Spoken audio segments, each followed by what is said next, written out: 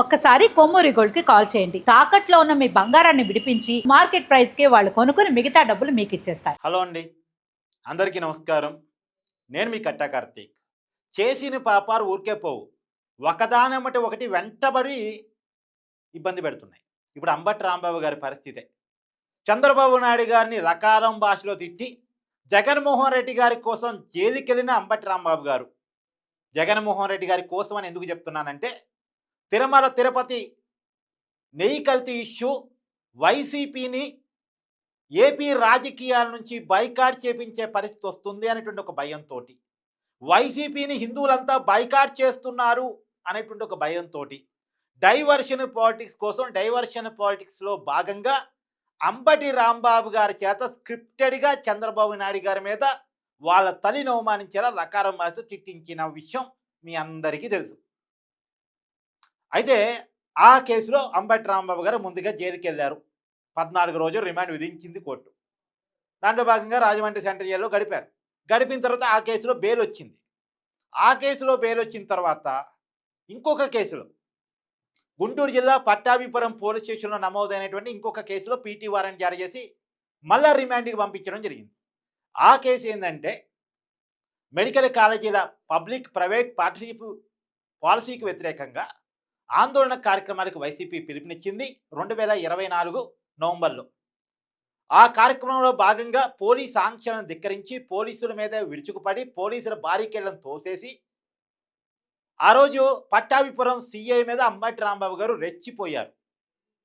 ఆ కేసులో PT warrant చేసి కోర్టు ఆదేశాల మేరకు మళ్ళా రిమాండ్కి వెళ్ళారు అంబటి రాంబాబు గారు. రాజమండ్రి సెంట్రల్ జైల్లోనే గడుపుతున్నారు. సరే, ఆ కేసులో కూడా నిన్న బెయిల్ వచ్చింది. సరే, ఆ కేసులో బెయిల్ వచ్చింది. ఇక సంబరాలు చేసుకుందాం వైసీపీ కార్యకర్త రెడీ అవుతున్న సందర్భంలో అసలు ఆల్రెడీ అంబటి రాంబాబు గారి ట్విట్టర్ ఖాతా నుంచి ఒక పోస్ట్ కూడా బయటకు వచ్చింది. అంటే మేబీ ఆయన జైల్లో ఉన్నాడు కాబట్టి వాళ్ళ కుటుంబ సభ్యులు పెట్టుంటారు. అక్రమ కేసులు, ఈ దాడులు, నిర్బంధాలు వెలుగుని ఆపలేవు, వెలుగుని నిర్బంధించలేవు అన్నట్టుగా వాళ్ళు అభిప్రాయం వచ్చేలాగా పోస్ట్ పెట్టారు. సరే, ఆ పోస్ట్ పెట్టారు లేదో ఇంకా అంబటి రాంబాబు గారి చీకటి రోజులు ముగియలేదు, ఆయన చేసిన పాపాలు ఇంకా ఉన్నాయి, ఒక్కొక్కటి రీస్టౌట్ అవుతున్నాయి అన్నట్టుగా మళ్ళొక పీటీ వారెంట్ జారీ అయింది. ఇవాళ కోర్టు ముందుకు హాజరు కాబోతున్నారు అంబటి రాంబాబు గారు. ఇలా కోర్టు ఆదేశిస్తే మళ్ళీ ఆయనకి రిమాండ్ పడితే మళ్ళీ కూడా జైలుకి వెళ్ళేటువంటి అవకాశం ఉండొచ్చు. ఇవాళ నమోదైన కేసు ఏంటి అంటే 2023 సంక్రాంతి. ఇది రాసి చెప్తున్నా మీకు, ఎందుకంటే మళ్ళీ ఇది కూటమి పెట్టిన అక్రమ కేసు అంటారేమో. 2023 అంటే అప్పుడు ఎవరు అధికారంలో ఉన్నారు? వైసీపీనే అధికారంలో ఉంది, జగన్మోహన్ రెడ్డి గారే ముఖ్యమంత్రి. 2023 సంక్రాంతి టైంలో లాటరీ పేరుతోటి అక్రమంగా డబ్బులు వసూలు చేశారు అంబటి రాంబాబు గారు. కోట్లాది రూపాయలు డబ్బులు వసూలు జనం సొమ్ముని తినేశారు అనే దాని మీద అప్పట్లో జనసేన అధ్యక్షుడు, ఆ జిల్లా ప్రెసిడెంట్ గాది వెంకటేశ్వరుడు ఏం చెప్తున్నారు అతని పేరు, అతను ఇచ్చినటువంటి కంప్లైంట్ మేరకు కేసు నమోదైంది. సరే, అప్పుడు వైసీపీ అధికారం ఉంది కాబట్టి ఎలాంటి చర్యలు తీసుకోలేదు. ఇప్పుడు ఆ కేసు కూడా వెలుగులోకి వచ్చింది. సత్తెనపల్లి పోలీస్ స్టేషన్లో నమోదైన కేసు. ఆ కేసులో ఇప్పుడు పీటీ వారెంట్ జారీ అయింది. ఇప్పుడు ఆ కేసులో మళ్ళీ రిమాండ్కి పంపిస్తారా లేదా చూడాల్సిన పరిస్థితి కనపడతా ఉంది. సో, ఏదేమైనా అంబటి రాంబాబు గారి జైలు జీవితం ముగిసే పరిస్థితి అయితే కనపడట్లేదు. కేసుల మీద కేసులు బయటకు వస్తూ ఉన్నాయి. మళ్ళీ ఈ కేసులన్నీ కూటమి పెట్టిన కేసులే కాదండి. కూటమి హయాంలో అంబటి రాంబాబు గారి మీద కేసులు నమోదైన మాట వాస్తవం, అది కాదు అనలేము. ఇప్పుడు ఎగ్జాంపుల్ చంద్రబాబు నాయుడు గారిని తిట్టిన కేసులు 30 నమోదైనవి అంబటి రాంబాబు గారి మీద. శ్రీకాకుళం నుంచి మొదలు పెడితే రాష్ట్రం మొత్తం పెట్టారు. మరి టీడీపీ కార్యకర్తలకి కొంత ఆగ్రహం తెప్పించే కామెంట్స్ కదా అవి. సో, స్టేట్ వైడ్గా కేసులు పెట్టారు. సరే, ఆ కేసులు అన్నీ కలిపి ఒకే కేసు కింద పరిగణిస్తారులే కానీ ఆ కేసులో బెయిల్ వచ్చింది. చంద్రబాబు నాయుడు గారిని తిట్టిన కేసులో బెయిల్ వచ్చింది.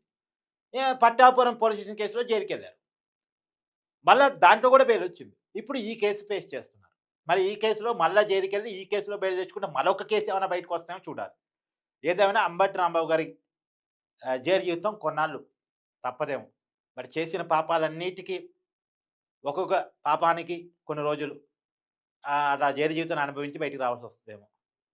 సో, ఏదేమైనా అంబటి రాంబాబు గారు జైలు జీవితం ఎలా ఉంది అనేటువంటిది ఆయన బయటకు వచ్చిన తర్వాత ఎట్టాగో ఆయన యూట్యూబ్ ఛానల్లో వీడియో చేస్తాడు కాబట్టి ఆ యూట్యూబ్ ఛానల్లో ఆయన చేసే వీడియో కోసం మనం ఆతృతగా వెయిట్ చేయాల్సిందే.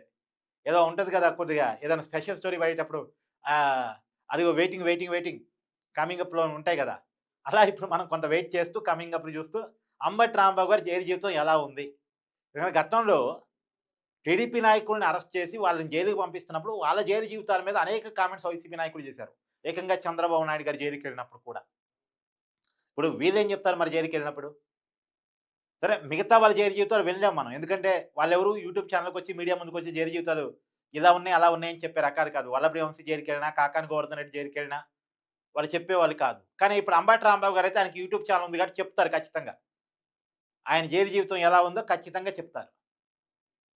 మరి ఎలా ఉంది అనేటువంటిది ఏది ఆత్మకథలాగా జైలు కథ. అంబటి రాంబాబు జైలు కథ. తొందరలో మనం ఆ ఎపిసోడ్‌ని యూట్యూబ్ ఛానెల్‌లో చూడొచ్చు.